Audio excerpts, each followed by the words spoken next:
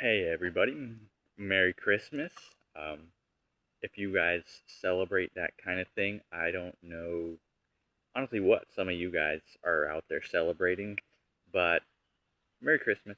Welcome to the channel. Thank you for tuning in. My name's Aaron from Jungle Buddy Coffee Reviews, not like the girl's name, E-R-I-N. It's spelled A-A-R-O-N. Yeah, you can call me Aaron. Jungle Buddy Coffee, that's my nonprofit. Let me introduce myself before we get into today's video. Basically, I've got a little channel here on YouTube devoted to exploring coffee that elevates people, special coffee that helps foster community, helps foster exploration, coffee that means something, coffee that expresses something. So I do a lot of, reviewing interesting coffees. I do, the occasional tour of a coffee farm. And then I've got a weekly coffee side chat. That's what we're going to be doing today to kick off the reopening of the new channel. Obviously, if you guys have been here since the beginning, you know that I lost the old channel, unfortunately, due to some hacking. And it's been, I've been busy, been working on other things, so I didn't have time to reboot it, but figured today was a good day to do it. I've been advertising the reboot of the channel all over my socials, and some of you guys have been commenting, so I see that. I appreciate that. So yeah, as I said, I'm going to introduce myself. For those of you who are new, say a little more about what goes on around here, and then we're going to get straight into it.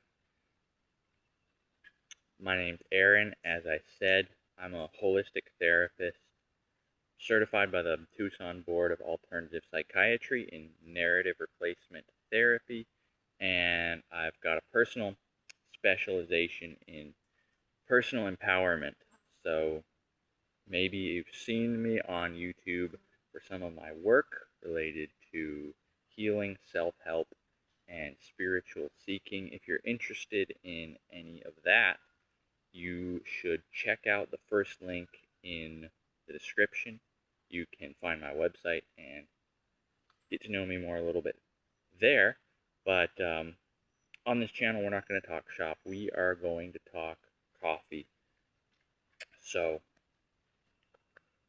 on our coffee side chats, like I said, it's kind of a fireside chat, but I don't have a fire, and I do have a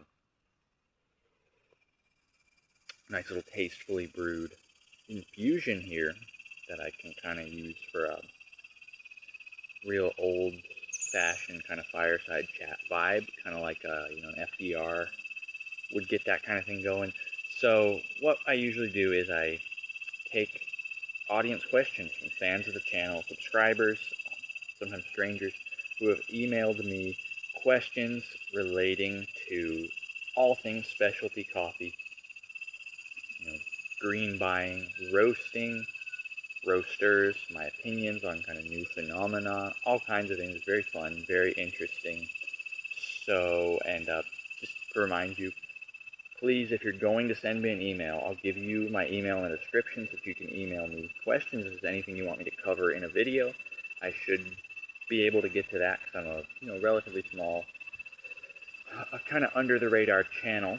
Just make sure you keep it coffee related, please. That's all I ask. We're trying to keep this a friendly and amiable community where everyone feels safe. So please try to keep it focused and respectful. Let's get into it.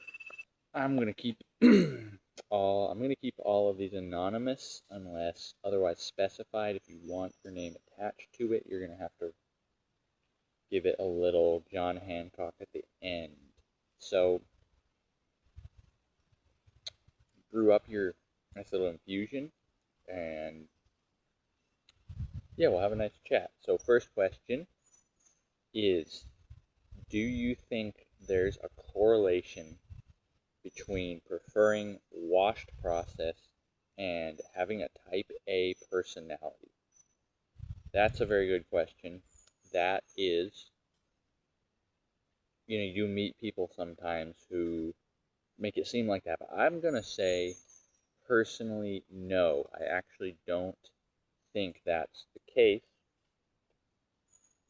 I think maybe there's a strong profile of person that kind of flavor profile is appealing to, but I think in general, honestly, I would have to go the other way, actually. I think you can make a much stronger argument that the natural fermented process is probably more likely to go hand in hand with a very assertive, headstrong kind of person who knows what they want out of the world and is not afraid to go after it and go get it. But I'm also, I understand that there's a lot of variation between people, between individual um, seasonal harvests and brews and brewing methods and what have you. So don't feel like if that doesn't necessarily match your personality, that this isn't for you. There's something for everybody in specialty coffee, of course.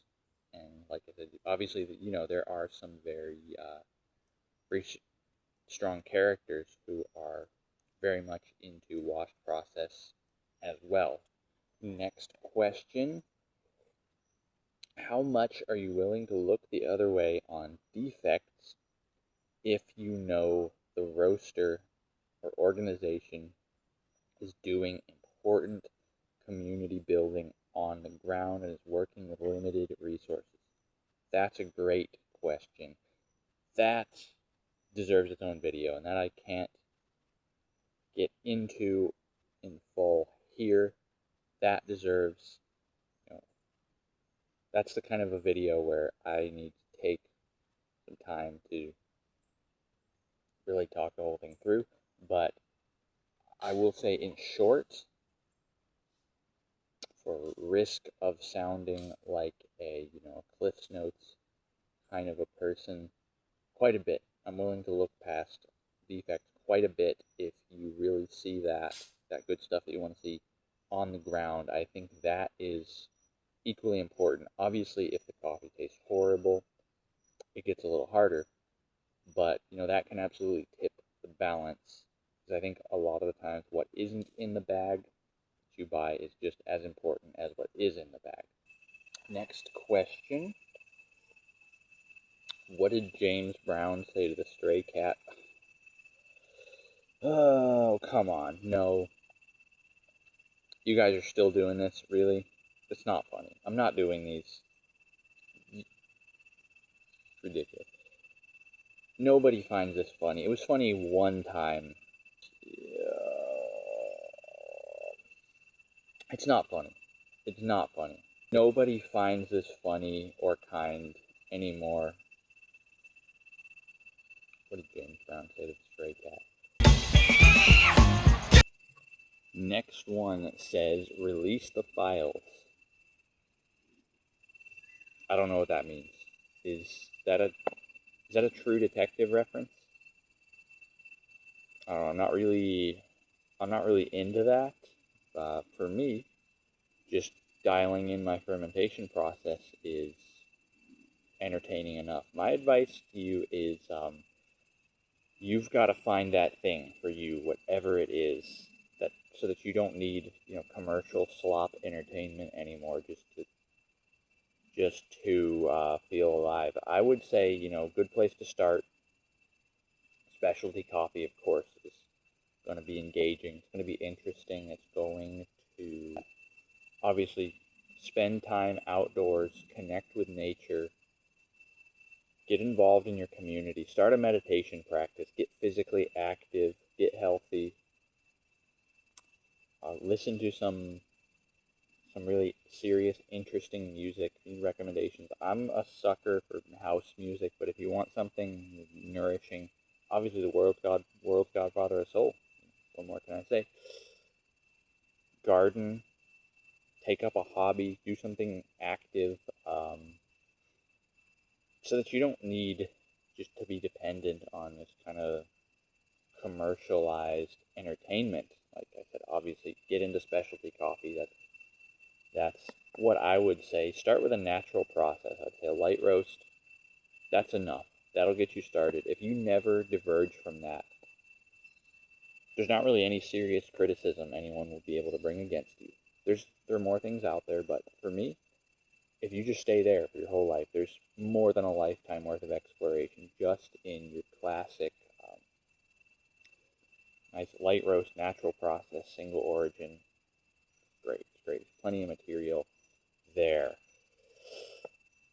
But yeah, I guess if you're into True Detective, that's okay. It's not really my cup of tea, but you're accepted around here. Next question. Thoughts on ice? Spelled in all caps. We got another product, the American school system here. I hate this. I hate to see this online speak seeping into the way people write. It's whatever. Thoughts on ice? Oh, I gotta be real careful about this one. This is a contentious subject, and this is something that actually affects a lot of people. So I'm going to do my best to be thoughtful and to be gracious, and at the same time to still give my honest opinion.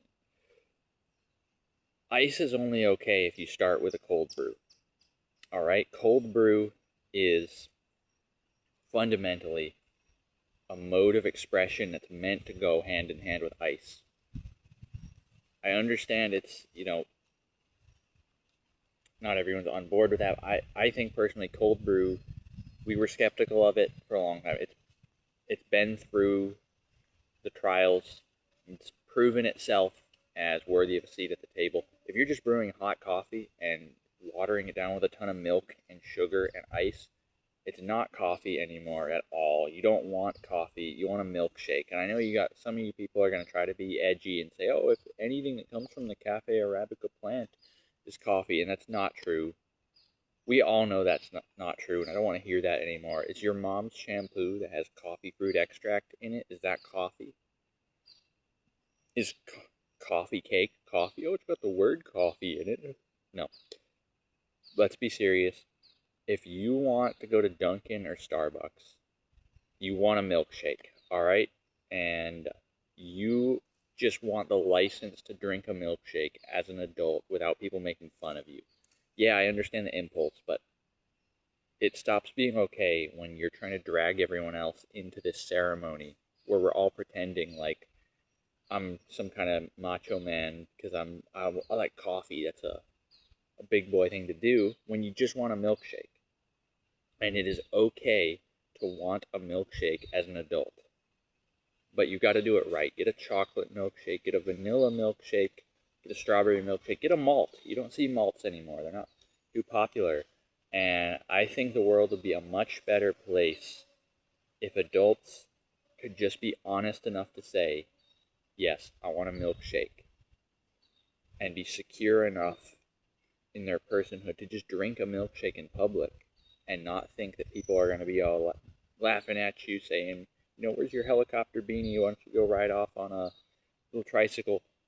To just be able to block that out and drink a milkshake like an adult instead of pretending that this coffee abomination that you're making is actually coffee when it's obviously not. And you're going to make this whole elaborate ceremony and you're going to require everyone else to play along with it and sort of engage your deluded fantasy that this milkshake is coffee. So yeah, ice can be acceptable. If you're a cold brew guy, I'm not sure I would feel comfortable sitting next to you on the train, but I can respect what you're doing from afar, and I think that's okay. I think we need to learn to be able to respect things we don't like necessarily, and that's the only way we're going to be able to live together. Next question. Thoughts on French press? You're always bringing it up and never giving a full explanation. Yeah, you're right. You got me. Listen, this needs a whole video to itself. It would not be fair for me to try to cover this with all the nuance required in a short clip It's very dangerous where this could get turned into a soundbite, and that kind of thing could set the dialogue back 10 years. In short, all I'm going to say is I think we're ready to have the discussion. I think we're at least ready to sit down and re-examine French press. That's all I'm going to say for now. It's going to be a video in its own right in the future. And I appreciate the question. That's a very good question. I just want to give this topic its fair shake. I hope that that gives you some idea of where I stand on this. Sorry I didn't give you a full breakdown. Next question. This is a good one. Favorite roasters? We're kind of covering all the basics here, aren't we? Number one, George Howell in Boston. Easy number one. Worldwide. Yeah. I said it. Honestly. Yes. No, I don't want to hear about your Nordics. Your coffee it has to be Nordic.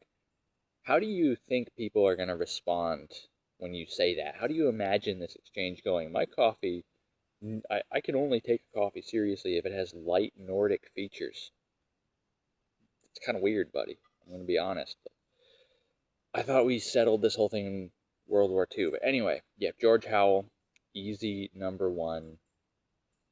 Second, by the way, now's a good time to mention this show is made possible by Hardy Hanks Naturals Only out of Wooster, Ohio. Hardy Hanks is one of the oldest and most consistent, respected importers and roasters of specialty coffee in the nation. As the name suggests, they know what they do best. Only natural process, clean, light roasts. Check out the second link in the description if you want to browse their extensive inventory. There's plenty to explore. Personally, for me, they are number one, but I don't think it would be fair to let that bias affect me, so I have to respectfully put them at number two. Yeah, they're great if you are chasing some of that funk. And in my opinion, and in the opinion of everyone in the know, they are one of the truly elite roasters in the eastern U.S. For me, I'm going to have to say Wonder State Coffee out of Wisconsin. After this, it gets very tricky and very subjective. Or if we're going off a top 10, honestly, there are hundreds of great coffee roasters from all around the world that could reasonably fit in spots 4 to 10. I'm just going to go honorable mention. PT's Coffee out of Topeka, Kansas. Great, consistent, little under the radar. Yeah, I think, I don't know, you guys post your top 5 roasters in the comments. Be curious to start the discussion. Next question. Thoughts on Bill Clinton? Come on. What do you want me to say about Bill Clinton? Why? I shouldn't even be responding to this. Why is this relevant? Why are we talking about Bill Clinton in 2025? We got nothing better to talk about, really. Half the people watching this probably don't even know who Bill Clinton is. It's not something on TikTok. You're going to be in the nursing home in a couple decades, being cared for by the great-grandkids of the Gen Z weirdos you see talking to themselves on the street and riding hoverboards. And they're not going to understand anything that doesn't have a direct tie-in to Catboys. And you're going to be here talking about Bill Clinton still. You just can't let it go. And, yeah, I don't know, man. I don't know why you're doing this. If you got some kind of hurt inside of you, I think a better way to deal with this and explore this would be, work on your extraction. And I would say really dig into some nice natural process light roast, but some that are have a little more edge to them, that don't play by the rules. Some of them with a little funk, some interesting stuff to explore. I think that's probably a more productive way of doing that. But hey, I don't know. That's just my advice. Take it or leave it. Next question says, it just says Nordic roast with a bunch of greater than symbols. No, just no. Next question. Why do you live in the jungle and aren't you afraid of getting malaria? That is a great question. I'd be happy to share about that. I'll take this piece by piece. First, why do I live in the jungle? Well, humans evolved in the jungle. I think that's important. I think it's a more natural, healthier, more fulfilling, more sustainable kind of way of life. I think it's important always to connect with nature for your well-being, I mean, physically, mentally, and spiritually. And yes, you can do that anywhere, but I just think all of that is kind of turned up an extra notch in the jungle. I like the wildlife. There's just a special feeling you get when you're out in the jungle that I think is important. I mean, you walk around barefoot, you can just kind of discharge all of that electricity that you build up from the Wi-Fi and cell service. And as for the second question, am I not afraid of getting malaria? Personally, no. I'm not going to tell anyone how to think about this, of course. You've got to do your own research. This is an important consideration, but personally, no, I'm not worried about getting malaria. I do not think disease is primarily caused by pathogens. I think it's mostly caused by your body's robustness, some sort of either a deficiency within yourself or a strength within yourself to resist these kind of natural things around us. If you look into the modern healthcare system, or I would say it's a much more of an illness system, honestly, and you see who founded it and what the real purpose was, you'll start to understand why. Some of these things we're told that we need to be afraid of are really not all they're cracked up to be. And people have lived naturally alongside malaria since there have been people. So, in general, I'm not worried. I take my health very seriously. I do a lot of things to take care of myself. Drink raw milk every day. So I'll be dead long before I get malaria. just kidding. I'm kidding, guys. Yeah, no, it's always worth considering these things. I appreciate the question. Thank you. This next one is a very good one. Thoughts on fully anaerobic ferment? I like this one. I'm skeptical. I'm very skeptical. I want to believe. I want it to be real, but I haven't seen enough. I'm skeptical of anyone that thinks that you can improve on the classic old school natural process.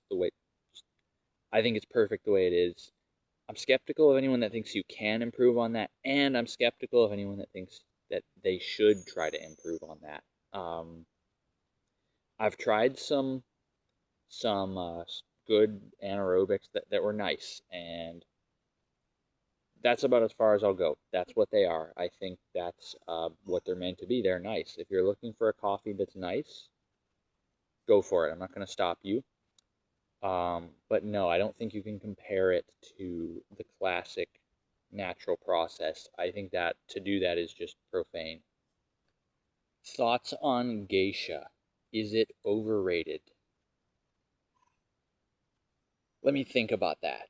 That's a tricky one. I don't know if I'm supposed to take this seriously or if this is a troll. All right, I'm going to throw you a bone. If this is a troll, you got me. No, it's not overrated. I guess you're trying to get me to be contrarian and say, no, geisha is not for, never beats an Ethiopian land race. No, I think geisha is fairly rated. I think, there's a lot of unnecessary dogma, a lot of orthodoxy in specialty coffee, but I think everybody kind of knows where geisha stands. Maybe is it overrated a little bit by normies and civilians, people who are less knowledgeable? Yes, I'll say that. That's fair. But no, it's not overrated. Geisha is very, very solid. I actually wanted to be a geisha when I was a little kid. I loved just the flowing Japanese dresses. I thought that was very nice. But obviously that didn't pan out. But I think the closest you can get to that as an adult is, geisha coffee. Classic high altitude Panama, great, great stuff. And think that I think this is obviously rage bait. But to respond to someone who'd say something like this, yeah, if someone tells you geisha doesn't live up to the hype, I think that they are just trying to be quirky, generally. And this is, in general, I would say, pretty low effort rage bait. It has some structural problems. If you want to send, I'd give it a 4 out of 10. Best. If you send me an email, or we can meet in person and we can talk about how to make some more academic rage bait, more solid trolling. But yeah, this was a bit mediocre. And if it was a serious question, I'm sorry. I'm just used to hearing so many artificial spicy takes about this subject that I can't know what's serious anymore, and I can't take that risk. This is a good one. Two-part question. Would you date someone who works at Starbucks? No, absolutely not. Moving on. And would you date a washed process supremacist? That one's a little more interesting, but no, just kidding. It's interesting. I'm gonna give you some advice. I think that's totally reasonable. That's not over the line. I think two adults can see eye to eye, even if they fundamentally disagree on some irreconcilable things. Personally, I would just have to ask, why do you feel the need to remove such an important part of the coffee experience? Is it about control? Are you afraid of what you might experience if you give up some of that control and certainty and just allow the beans to be themselves? Because I understand it. We do like certainty, and that little bit of controlled chaos can be frightening sometimes. I'm afraid sometimes when I brew up a real punchy, spunky, kind of intense natural process. I get that, and it's not always comfortable. But I think that's what makes it fulfilling for me, anyway. I think part of being an adult is becoming comfortable with that uncertainty, and eventually that is the kind of thing that keeps this kind of a hobby stimulating over a long time. There's only so many times, in my opinion, you can brew the same cup of coffee and just enjoy it and take something new from it. I think, there's something really beautiful about that little bit of unpredictability that a natural process has. And I would just want to know, what is it that you value so much that you're willing to take away such a beautiful, nuanced part of the flavor wheel? But I don't think it's over the line. I think that you could totally make that work. That's just my 2 cents. This one says, why are you wearing sunglasses all the time? They look like I can't say the word around here. Good question. Macular degeneration. I take that very seriously. Got a family history of it, and yeah, it's a big deal. Always stay safe out there. Last question says, Merry Christmas, Christ is King. Well, Merry Christmas to you too. I personally think it's a little sad how Jesus taught us how to find God within ourselves, and then we just made an organized religion around him. But I understand. I like the sentiment. I appreciate it. It's nice to have something. And, I think it's good to give gifts, especially if those gifts are coffee. And, yeah, Merry Christmas to you, my friend. Thank you for leaving that comment. I really appreciate it.